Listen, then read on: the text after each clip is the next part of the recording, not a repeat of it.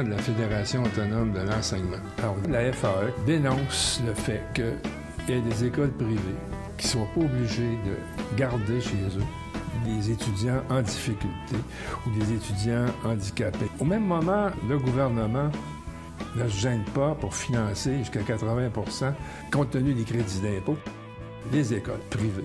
Alors, les écoles financées à 80 % font ce qu'elles veulent, puis les écoles dites publiques sont obligées de prendre un paquet de problèmes sans les ressources. Quel est votre point de vue par rapport à tout ça? D'abord, qu'il existe un réseau des écoles privées, nous, on ne se questionne pas à savoir est-ce que le réseau devrait exister ou pas. C'est un choix qui est fait. Ça appartient aux parents de choisir s'il veut envoyer son enfant dans le réseau des écoles privées. Cependant, ce qu'on remet en question, c'est le financement public des écoles privées. Pour nous, l'État ne doit pas financer le réseau des écoles privées.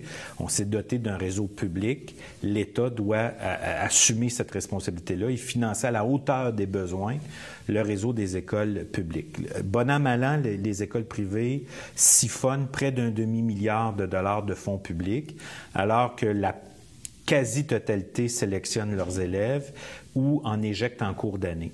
Et là, moi, je pense qu'il faut reconnaître l'intelligence des tenants du statu quo, notamment de certains lobbies qui travaillent encore aujourd'hui au maintien du financement public des écoles privées. C'est que ces lobbies-là ont réussi à faire croire, notamment à la classe moyenne, que de financer le réseau des écoles privées à même des fonds publics, c'était une mesure de progrès social, ce qui est quand même, je dis, ça témoigne d'une intelligence évidente. Là. On a réussi à faire croire que de prendre de l'argent public pour financer des écoles qui sélectionnent leurs élèves, c'est une mesure de progrès social. Donc, comment ça joue? Quel effet ça a? D'abord, ça fait en sorte que des élèves performants quittent le réseau public. Ça a pour effet de faire en sorte que la classe ordinaire dans l'école publique l'est de moins en moins, parce que la proportion d'élèves qui sont dans la classe dite ordinaire, mais qui ont des difficultés d'apprentissage, des troubles du comportement augmente. Hein. Le nombre de ces élèves-là est plus grand. Donc, il y a une concentration d'élèves en difficulté en classe ordinaire, ce qui n'existe pas dans le réseau des écoles privées. Ça amène les écoles publiques à imaginer des stratégies qui leur permettraient de concurrencer l'école privée. Donc, on va voir une prolifération des projets pédagogiques particuliers où là, même l'école publique elle-même sélectionne certains des élèves, ce qui est un non-sens. L'école privée, c'est dans sa nature. C'est ça sur quoi elle est fondée, la sélection. Mais parce qu'elle reçoit près de 80 % de financement, elle va choisir les meilleurs élèves, puis ceux qui présentent des retards d'apprentissage ou des troubles du comportement en cours d'année sont éjectés, sont renvoyés vers le réseau public. Mais l'école publique, elle, pour concurrencer l'école privée, va elle-même se lancer dans une sélection.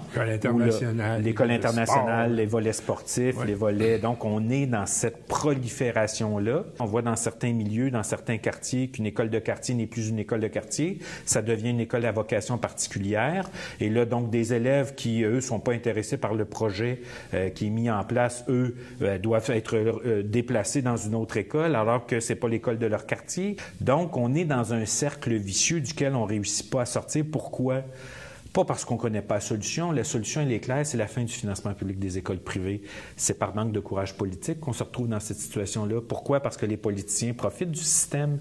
Il y a de nos politiciens, puis pas seulement de nos politiciens, mais à partir du moment où c'est à toi qui incombe la responsabilité de prendre des décisions de nature politique, toi-même, tu profites du système. Pourquoi tu irais fermer les robinets qui alimentent cette situation-là?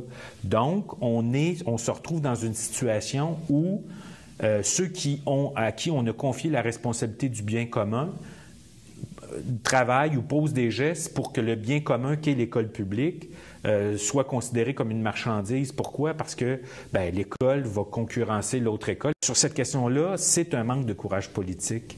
Et on le sait très bien, on nous dit, ça c'est un des autres arguments qui est avancé, On nous dit ça coûte moins cher financer le réseau des écoles, financer un élève qui fréquente le privé que le public. C'est faux. Pourquoi?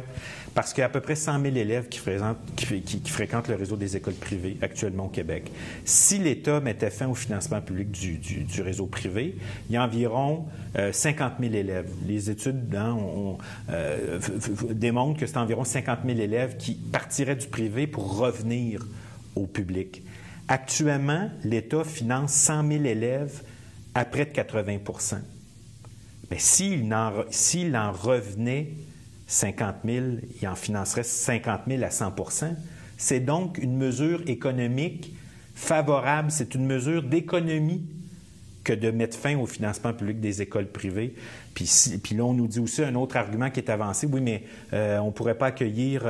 il y a des écoles privées qui fermeraient. Bien, dans les années 60, quand on a mis en place le réseau des écoles publiques, il s'est passé quoi? On a intégré des établissements privés dans le réseau public. Il se produirait aujourd'hui, ce qui s'est produit il y a 40-50 ans avec la mise en place des commissions scolaires. Il y a des établissements privés, oui, qui cesseraient de fonctionner parce qu'ils ne pourraient plus fonctionner parce que ce qui leur permet de fonctionner, c'est le financement public. Bien, ils pourraient être intégrés au réseau public. Donc, tous les arguments qui sont avancés par les tenants du financement public des écoles privées visent à maintenir le statu quo dans le dossier du financement public des écoles privées. Et ça, c'est fondamental parce que c'est après ronger littéralement les fondements de l'école publique. Pas parce qu'il existe un réseau des écoles privées, parce qu'on maintient un réseau qui concurrence de façon déloyale le réseau public. Et là, je ne parle pas, et là aussi c'est un argument qui est avancé, les écoles privées accueillent des élèves en difficulté.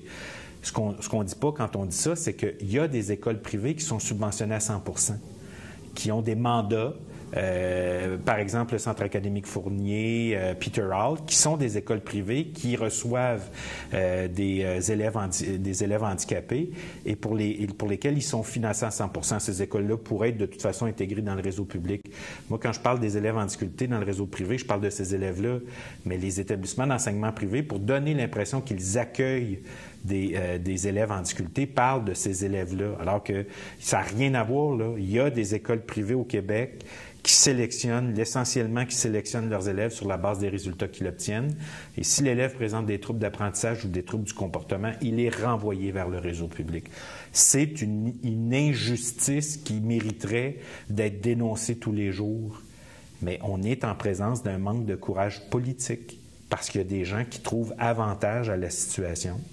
Donc, mais il n'y a aucun argument économique qui peut permettre de justifier ça.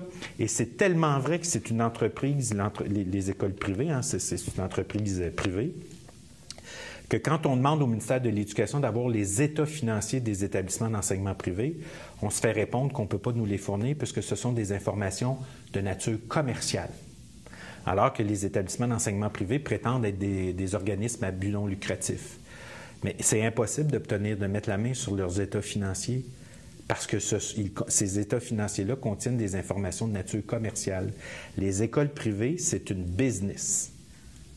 Mais au Québec, on dit à l'école publique, tu vas accueillir tous les élèves, mais je ne te donnerai pas tous les moyens. Puis on permet que l'école privée accueille certains élèves en leur donnant presque les moyens qu'on accorde à l'école publique. C'est un non-sens.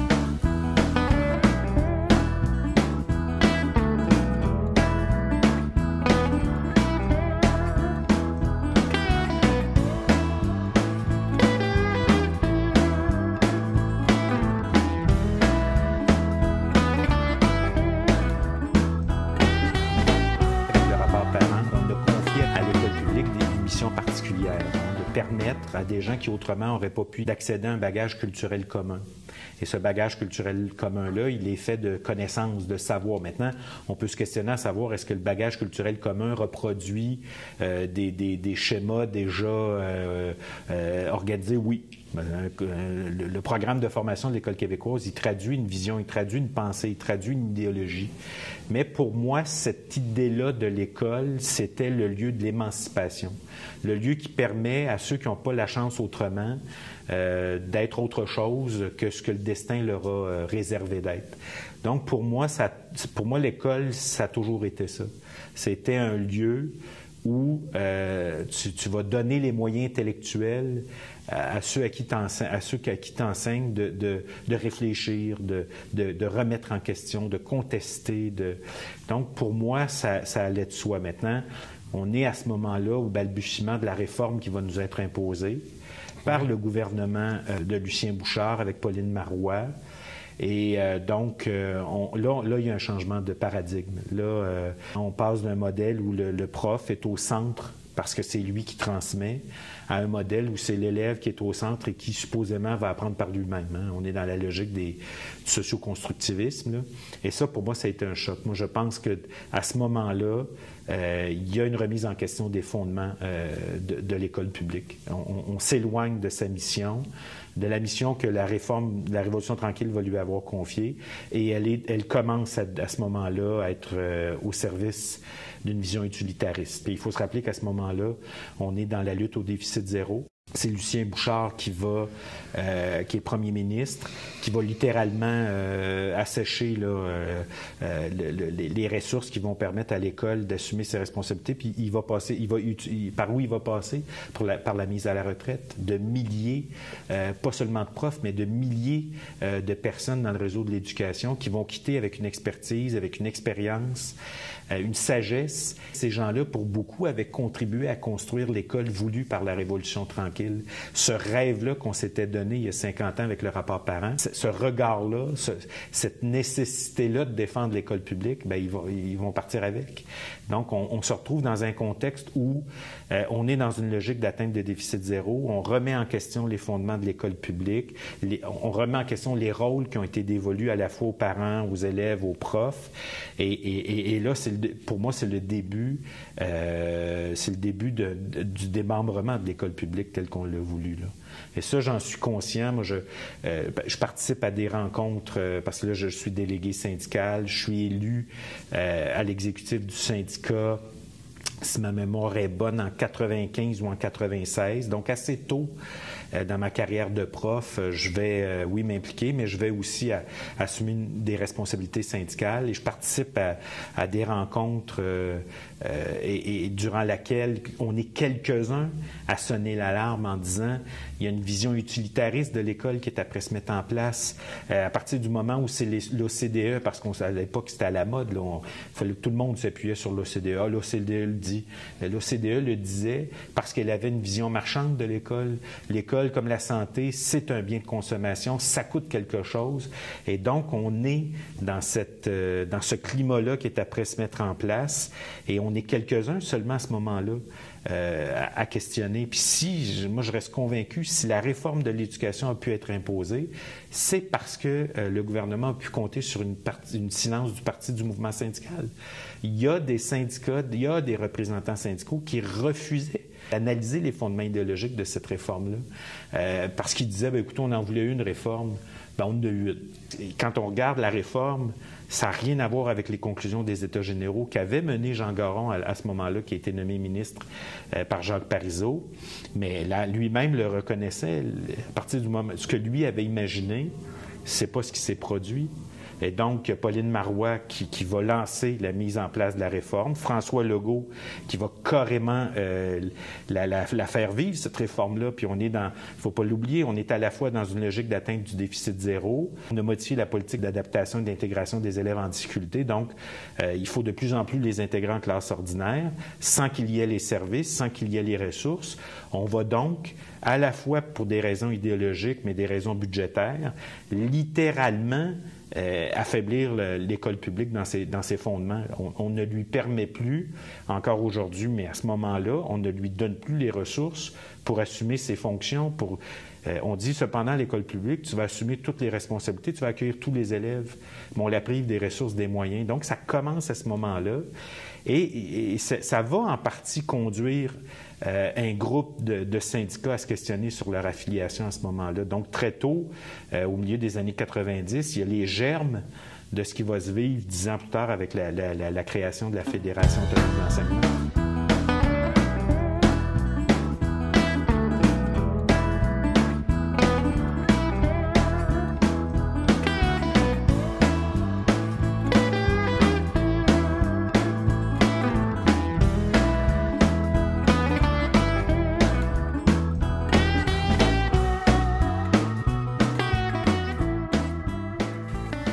mission fondamentale de l'école étant de transmettre un bagage culturel commun, elle est donc par définition conservatrice. L'école s'inscrit dans la durée, puisque ce qu'elle a à transmettre s'inscrit lui-même dans la durée.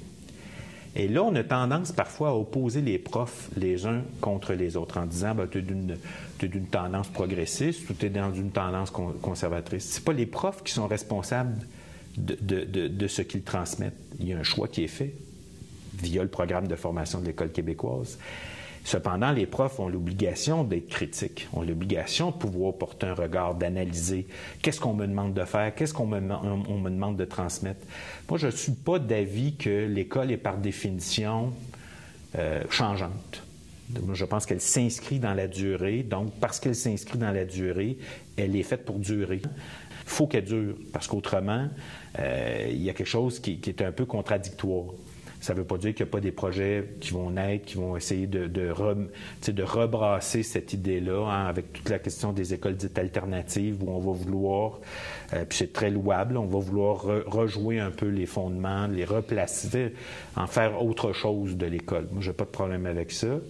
Mais l'école, par définition, elle s'inscrit dans la société dans laquelle elle évolue. Donc, nécessairement, elle porte un discours. Nécessairement, c'est le discours dominant qui prévaut actuellement. Donc, dès la réforme Ryan, les programmes de formation professionnelle vont devoir être calqués sur les besoins de l'industrie et de l'entreprise. C'est par la formation professionnelle et pas à cause de la formation professionnelle, mais bien en passant par la formation professionnelle que cette idée-là va s'immiscer dans le monde scolaire. Parce que l'école va devoir devenir utile. Elle doit être utile à quelque chose. Et à qui elle doit être utile? Puis aux élèves. Elle doit être utile aux entreprises, aux besoins du marché. Donc, j'ai des besoins. Je suis capable d'anticiper que dans tel secteur d'activité économique, je vais avoir des besoins comblés d'ici quelques années. Bien, l'école doit fournir les travailleuses, les travailleurs qui vont pouvoir répondre à ces besoins-là. Donc, c'est une idée qui va lentement faire son chemin. Puis on va voir, après, ça va être articulé, entre autres, avec François Legault, avec l'imposition des plans de réussite, où là, les écoles vont devoir atteindre des cibles de réussite.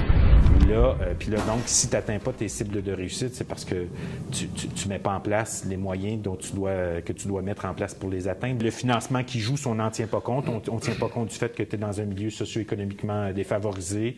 On ne tient pas compte des élèves avec lesquels tu travailles. Donc, ce sont des éléments peut-être pas cohérents dans la mesure où on ne les voyait pas tous ensemble parce qu'ils n'ont pas été mis en place au même moment. Ce sont des morceaux d'une idéologie dominante qui est le néolibéralisme. Ce sont des leviers du néolibéralisme qui vont faire leur entrée graduellement à des moments différents par l'intermédiaire de ministres différents, mais qui répondent à une seule et même logique. L'école doit devenir utile. Et donc, c'est une vision marchande qui va se mettre en place. Et on est aujourd'hui arrivé à une vision très cohérente. Là. Les gens qui défendent ce système-là, cette vision-là, sont très cohérents. Là. Pour eux, c'est les besoins du marché.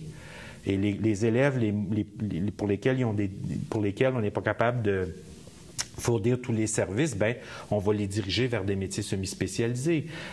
Pourquoi? Bien, parce que ça ne donne rien de les garder trop longtemps dans le système. Ils vont échouer. Ils échouent. Ils ne réussissent pas. Mais il faut se questionner comment se fait-il qu'au Québec, en 2018, on en arrive aujourd'hui à des taux de diplomation qui sont en deçà de ce qu'on espérait.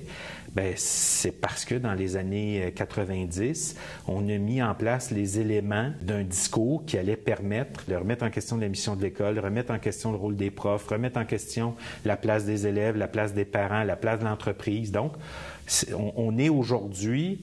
On regarde la somme, l'addition, la somme de ces gestes-là. On ne peut pas demander à l'école de porter un discours autre que celui qui est voulu par ceux qui décident de ce qui va s'enseigner, de comment ça va s'enseigner, des moyens que tu auras pour l'enseigner. Une fois qu'on a pris ces décisions-là, la société, elle évolue. On forme des gens en fonction d'un besoin. Par exemple, les hydrocarbures, on va faire de la fracturation. Le jour où la société n'en veut plus, on reste collé avec des impératifs qui ont été imposés au système d'éducation. Là, ça interpelle la capacité qu'ont les gens qui sont dans le système de contester. Puis là, il faut aller voir qu'est-ce qu'on demande à partir du moment où même la formation initiale des maîtres a été modifiée, où là, on parle des 12 compétences, là. Parce que semble-t-il que pour être un bon prof, il faut que tu coches les 12 cases de tes compétences. Là. Pas 11, 12. Puis il faut que tu aies le langage aussi. Hein? Tu as un langage, là. Il faut que tu adoptes le langage. Donc, l'école, qui est à la fois un lieu de transmission dans la durée, doit être aussi un lieu de contestation. C'est ça qui fait qu'il y a une contradiction. L'école porte en elle-même une contradiction, mais à partir du moment où tu cesses d'être critique, tu cesses donc de jouer ton rôle de citoyen. On est, oui, des profs, mais on est aussi des citoyens. Et là, il y a la nécessité pour les profs aussi de critiquer, de remettre en question, de contester. Si le prof lui-même n'est pas en mesure de contester parce qu'il ne saisit pas les enjeux, bien, on ne peut pas demander à un prof de faire ce qu'on lui a pas enseigné. Puis qu'est-ce qu'on veut d'un prof aujourd'hui? On veut qu'il exécute. Alors que le prof, à une époque, était considéré comme celui qui allumait la mèche, je vais le dire comme ça, qui allumait la mèche, qui obligeait à réfléchir, qui obligeait à questionner. On appelait ça des maîtres. Bien, on appelait ça des maîtres. Il y avait une conception, puis moi, je ne suis pas tenant là, de l'école d'autrefois, là, où le maître est sur un... pas du tout, là, mais il y avait on confiait un rôle d'éveilleur. Maintenant, puis il y a des profs eux-mêmes qui se disent aujourd'hui qu'ils sont des coachs. C'est interpellant. C'est l'image que tu as de ta propre profession, là, de ton propre rôle. Donc, on ne peut pas s'attendre à ce que les profs, eux seuls, contestent si les citoyens, en général, ne le font pas. Mais vous avez raison de dire, la société évolue, les enjeux évoluent, les priorités changent. Mais maintenant, il faut se questionner quel est le rôle de l'école, qu'est-ce qu'elle doit faire, quelle est sa mission, est-ce qu'on peut lui demander de tout accomplir? Puis parfois, quand on regarde, bien, il y a un désengagement de l'État, mais il y a un désengagement des parents aussi. On demande à l'école publique particulièrement, parfois, d'assumer des responsabilités qui n'ont rien à voir avec l'enseignement. Un des exemples qui m'a toujours fasciné, c'est toute la question, malheureusement, des noyades chez les enfants. Un été, il y a eu beaucoup d'enfants qui se sont noyés, malheureusement. Puis dans l'espace public, ce qu'on entend, c'est qu'il faudrait que les enfants apprennent à nager à l'école. Comme si ces enfants-là ne pouvaient apprendre autrement que par l'école, alors que l'école n'a rien à voir dans ce phénomène-là. L'école, oui, a ses responsabilités, donc on est là-dedans beaucoup, où l'école sert à pallier le manque de ressources, le manque d'investissement, le désengagement de l'État, le désengagement de certains parents. Puis après, bien, on va questionner, mais comment c'est que l'école s'occupe de ça? Bien, c'est parce qu'on nous l'a demandé. En fait, on ne nous l'a pas demandé, on nous l'a imposé. Et ça, moi, ça me trouble beaucoup, la capacité qu'on a à rendre les responsables l'école de tout, mais en lui donnant pas tous les moyens, puis tout l'espace dont elle a besoin pour travailler. Merci beaucoup. Merci à vous.